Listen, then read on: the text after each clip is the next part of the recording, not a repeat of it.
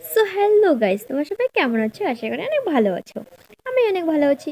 তো guys, actually আজকে চলে গেছি আমি বিডিও অফিসে বাবার সাথে। একটু আমার দরকার ছিল, তার জন্য আমি বাবার সাথে চলে গেছি বিডিও অফিসে। কিন্তু গাইস, ওই যে বললাম না, কপালটাই খারাপ। কপাল পড়লে যা হয়।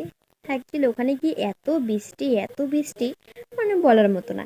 এইদিকে বৃষ্টি, আর বাবা আর আমি দাঁড়িয়ে আছি মানে ভিতরে যাব বলে, ঠিক আছে। আর ভেতরে এসে দেখি এখানে সবগুলো রুম বন্ধ।